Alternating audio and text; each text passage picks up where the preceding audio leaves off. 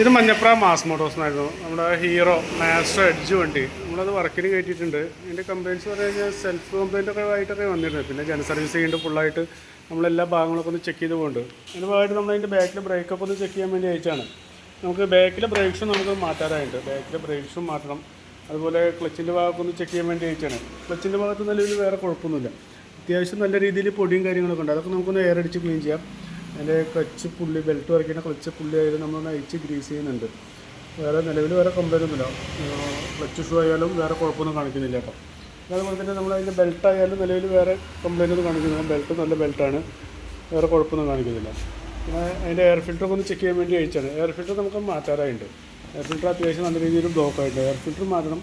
അതുപോലെ പ്ലഗും കംപ്ലയിൻ്റ് ആണ്. അപ്പോൾ നമുക്ക് എയർ ഫിൽറ്ററും പ്ലഗും കൂടി നമുക്ക് ഒരുമിച്ചാണ് മാറ്റുന്നത്. അപ്പോൾ അത് രണ്ടും കൂടി ഒന്ന് മാറ്റിയിട്ടൊന്ന് റീസെറ്റ് ആകണം. പിന്നെ അതിൻ്റെ വേറൊരു കംപ്ലയിൻറ്റ് പറഞ്ഞാൽ അതിൻ്റെ ഒരു ചോക്കിൻ്റെ ഈ ചോക്ക് കേബിൾ നമുക്കത് മാറ്റണം. വളരെ ടൈറ്റാണ്.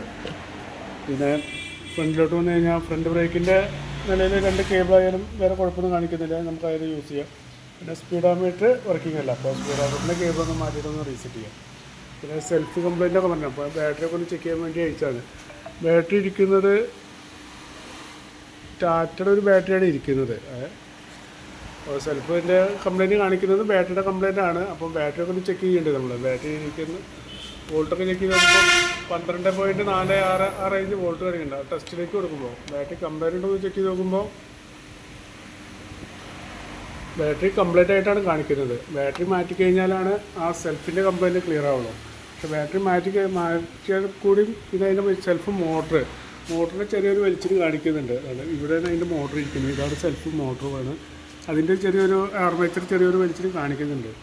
ബാറ്ററി മാറ്റി കഴിഞ്ഞാൽ സെൽഫിൻ്റെ കംപ്ലയിൻറ്റ് മാറും. കൂടുതലും പിന്നെ സെൽഫിൻ്റെ കംപ്ലയിൻറ്റ് കാണിക്കാന്നുണ്ടെങ്കിൽ പിന്നെ മോട്ടർ കൂടി മാറ്റിയിടേണ്ടി വരും കേട്ടോ.